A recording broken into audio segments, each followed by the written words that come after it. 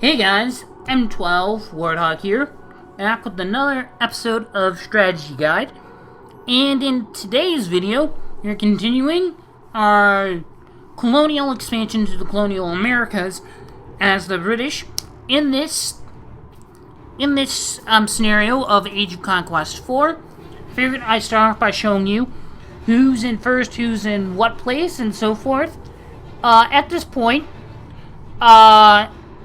some of a Native American tribe is actually in second, which they said it's hard to win as them because you have lots of room to expand, but each individual territory has a low amount of population, so getting large numbers of forces to fight invaders is going to be hard, but it's also going to be hard for the invaders of North America to do the same as well, because they want anything larger than like 50 troops, then they either would need to have a bunch of fertility festivals or spend like 5 turns to send naval forces over and then have them dock on land and then attack from there.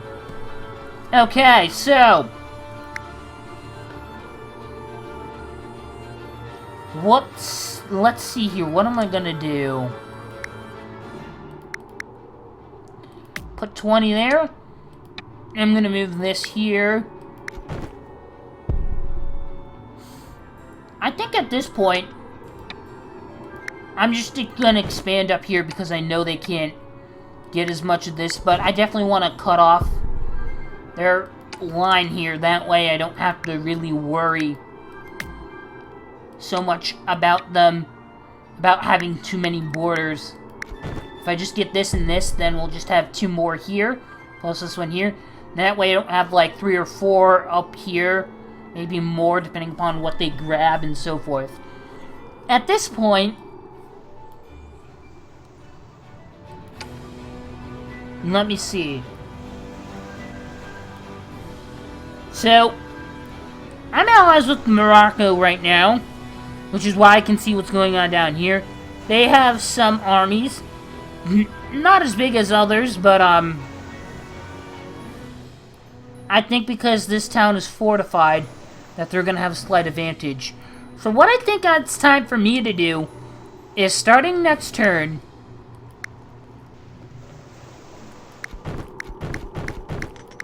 if I have the money, I'm going to try and see if I can hold the nationwide fertility festival. And holy crap, that's expensive with 344. Okay, not going to be doing that anytime soon. What I will be doing, and really you're just bleeding yourself dry by having to spend almost all of your money on troops because you don't have a whole lot of troops. But then again, this map isn't that big, so you're not getting a whole lot of territory to where you can have lots of taxes and make more money off that because you don't have a whole lot of population in the first place. But next turn is tax season according to this, and I should be able to hopefully get enough for a party. Let's see what we have. Let's hope that's enough. In the long run, this is going to help us. Maybe not in the short run because we have to spend so much, but long run, it's going to be good.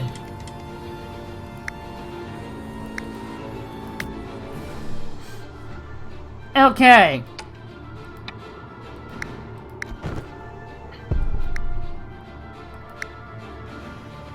So, I think what I'm going to do now is increase this border here because I didn't have a whole lot to send its way.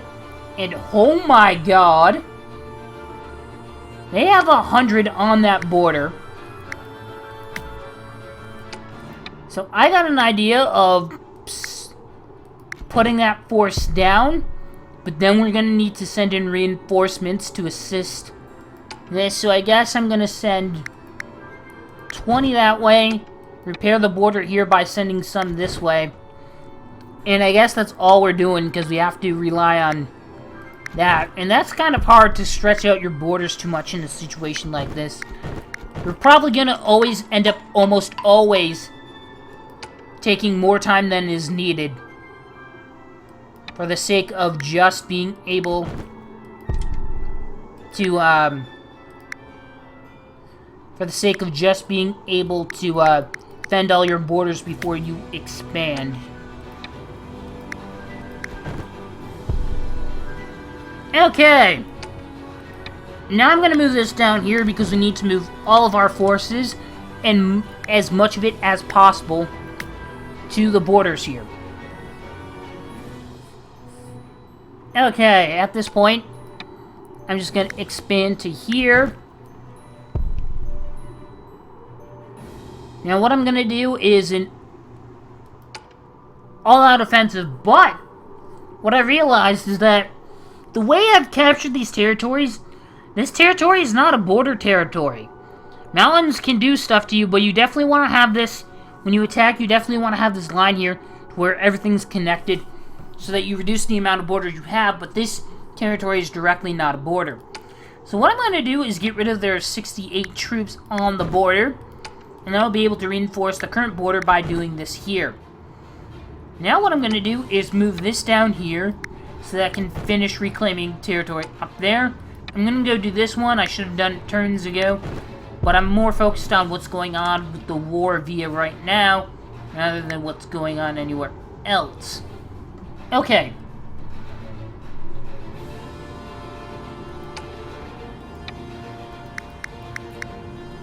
Now I'm going to send 50 troops that way. Hopefully they can stop their expansion into there. Because I sent more troops that way, and I guess they just keep buying more.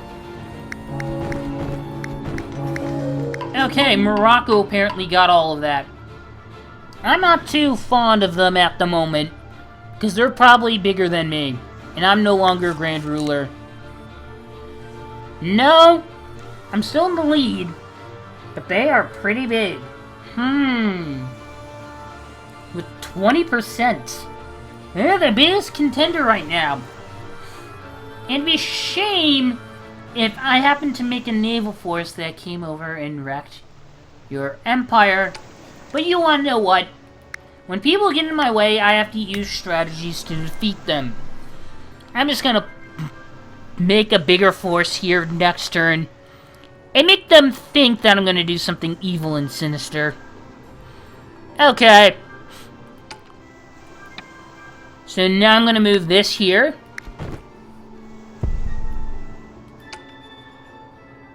I guess I'm gonna expand by moving this here as well. And I grab this territory here. And I think I'm gonna go here. Now I guess this is somewhat accurate into the fact that in this time period, I guess the British did own certain areas of Canada. Whether or not they actually owned all of it, I don't know, but we pretty much have most of it. Except for this area here. Which is apparently known as Earth according to the map. Okay.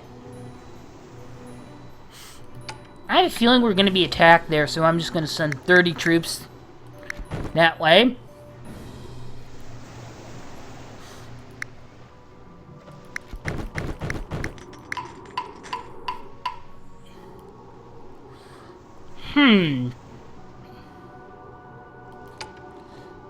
I guess this isn't a direct border to anywhere but here, so I can safely expand into there. Probably gonna get more troops here. Oh! Oh! Now we have the option to strike them and strike them hard. What I noticed is that they're boxed in. They can't go anywhere. So let's just attack them directly. We take over their capital, we get the rest of these territories here. Although that could spell disaster if our allies get there. So, what I'm going to do now is make that a naval fleet.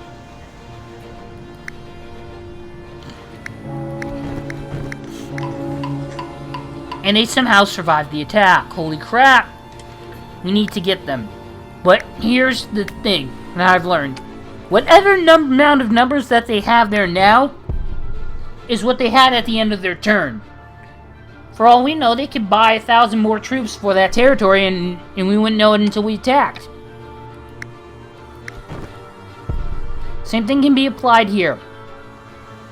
Now what I'm actually going to do is take all of the troops that I have here And I'm gonna send it out onto here when I have more money for a naval force disembarkment fee. By putting it here, they can't really attack any of these coastlines up to here. And that effectively allows me to not have to worry about arming all of these coastlines here. But what I can do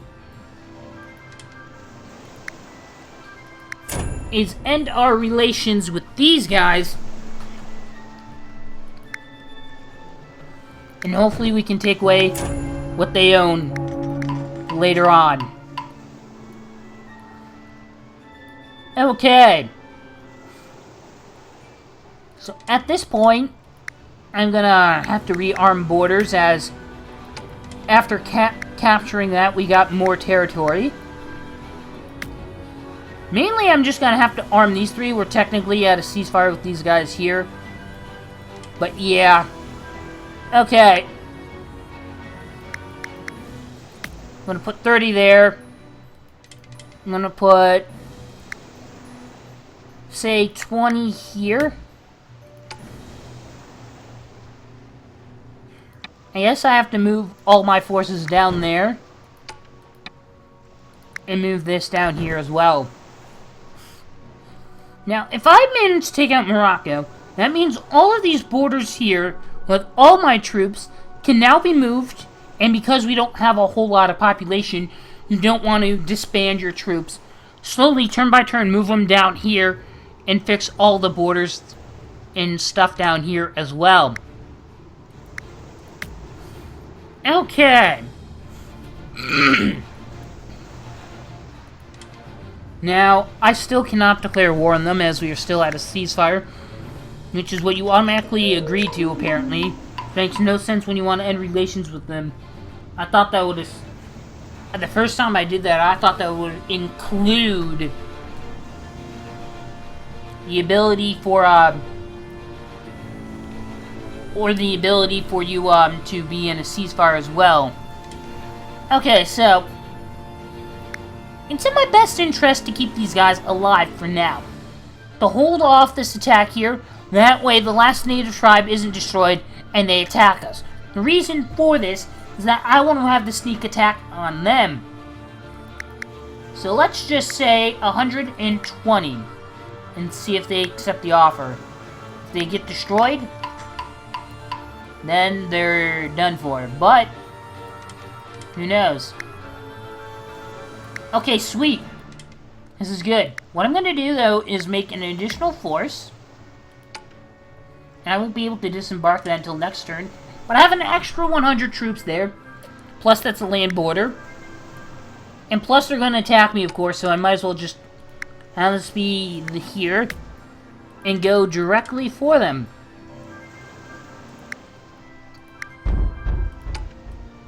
I know right where their leader is. I'm going to move this down here. What I'm going to do is have this retreat back to here, because they could easily take out our leader. Okay, so now what I'm going to do is start eating away at this territory here, which will allow us to move closer to what soon will be our new borders.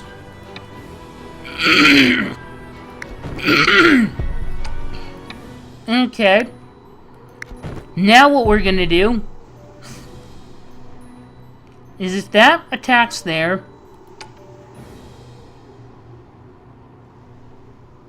I guess this is gonna move here.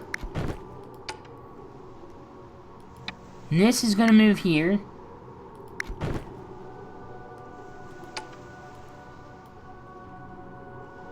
And I guess that's what we're gonna do for now.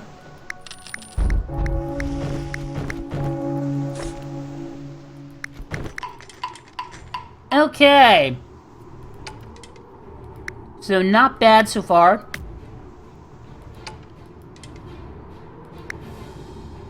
You're doing quite good. Now I want to... We can not actually attack that. Okay, that's surprising. So this is not a border. It looked like a border at first, but it's not. Which means I should have been arming that down there. Okay, that is fine. Because you want to know what? I'm going to go attack them right here. Where they're going to go against their leader. They received our support, but they're dead now, so they can't really do anything about that. And they retreat their leader. Okay, so what I'm going to have to do is we're purely just charging in here, not worrying about our borders, as long as we have territory to attack from down there. Okay, what I'm going to do now is move this here. I'm going to move this down here.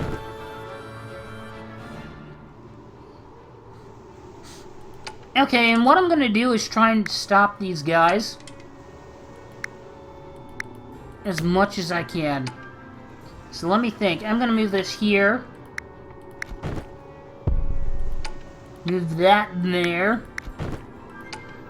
Move this into here because right now attacking any forces that they have is much more important than territorial expansion. Because we know that their low populated cities means that they're just going to have to send more troops over by water. And that's going to cause more problems for them than it will for us. Okay.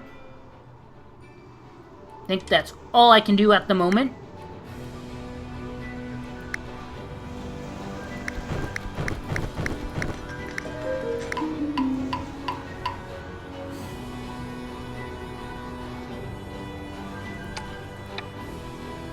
Okay, so at this point, I'm gonna get 100 troops. And now I'm gonna charge in and attack from here. Then I'm gonna make troops here and attack here. Trying to do is close up our borders. Of course, this is a territory here, but because of the low populated territories early on and all that stuff, it's not gonna do them much good. Okay, so now we got them trapped to where I'm going to attack them here and attack this from here.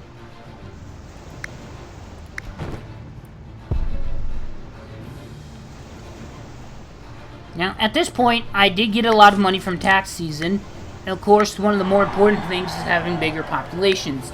So having a second fertility festival nationwide is going to cost more because you have more territories, but in the long run, this is going to help you.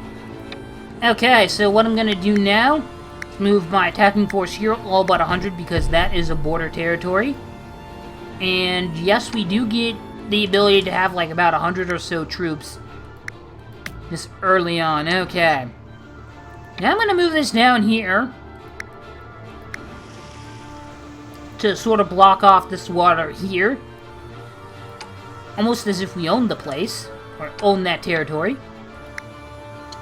I'm going to move that there to seal off this border here. I think moving here is a good option next.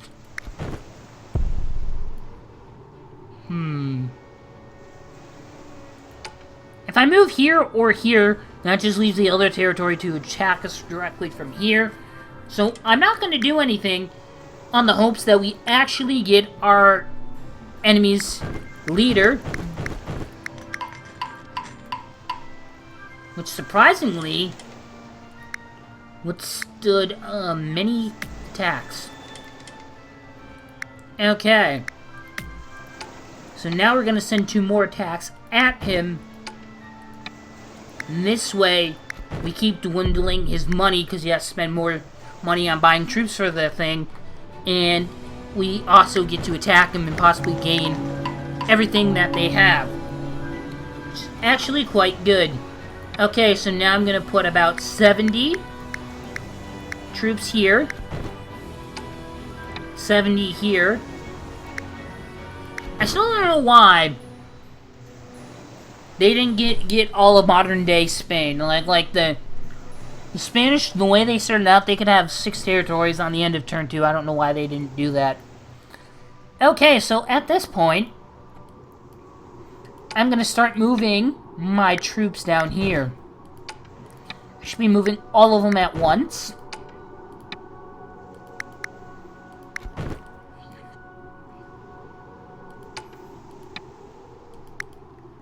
And there is a reason for this. There's only two nations left with territories, and I am one of them. So my next best option here is to either raid their capital and hope that they don't move their leader, and if they do, well, I could attack from these two territories here, have this one attack here and this one attack here, pretty much guarantee an instant slaughter of all their troops in their nation, which is probably not a bad idea. But I also want to move here and arm our borders because we're losing territories. We're losing the amount of troops that we can actually place on a field at a given time. And that can be a bit of a problem. So 100, say maybe about more than 100 here because they have 77 there. We'll attack here. And then we'll have about 100 here plus whatever we have there. And we'll probably wait an additional turn just to get all the troops we need. Okay. So I'm going to move this here. Going to move this down here. Actually going to move this here. And now that some of our cities are getting bigger due to the fertility festivals, probably not going to be able to need to use one anytime soon. Get this bigger here. And then we need more troops here. I'm going to put about 100 there. That's 200 versus the 175 there, although that's two separate attacks. Then I guess what I'm going to do is put this here. And I think I'm more than ready to take them on. So what I'm going to do is just cancel relation. And let's be honest, at this point, if we haven't canceled relations with them, they probably do it themselves. Because in domination, you either need to get a victory or by conquering all territories or get them to agree with you as they recognize you as the greatest nation. Although Spain, France, and British people were always competing against each other in this time period. Always wanting to get more. More territory than the other, more gold, whatever resources they could find from their colonies.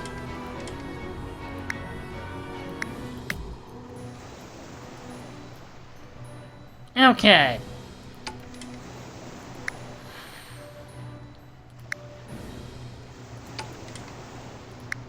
So let me get 100 here. Maybe about 26 here.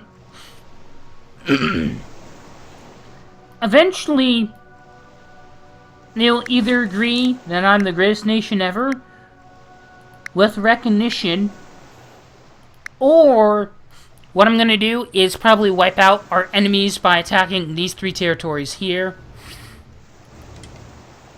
I don't think this is an actual territory between land here, because I know that you can go from here, from geography, that this body of water is connected to this one. They meet right here. They're not actually touching. Not sure if they made like some sort of canal that they dug out or something.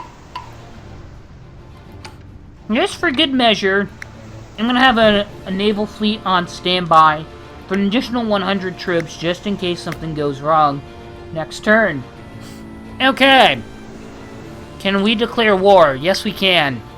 It's better to do it now than wait a while. They have 233 troops there. Just to be safe, I'm going to have to put all of this here. I'm going to send some troops here. I'm going to send this here.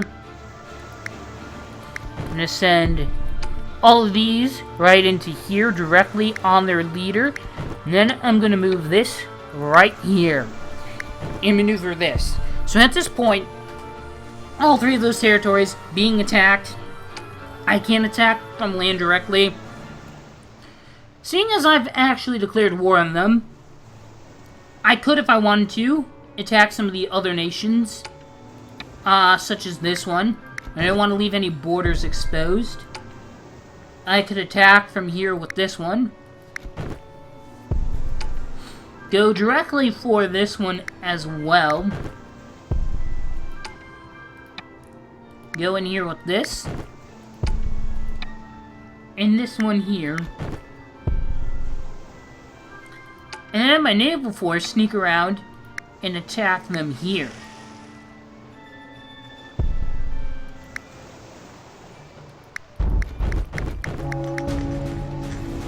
It doesn't matter, I already got all the territories, as you guys can see here. So, they voted nay, and if we look at the details, it doesn't show any. We already won. RIP headphone users, and that is how you get a strategical victory on this scenario for Age of Conquest 4.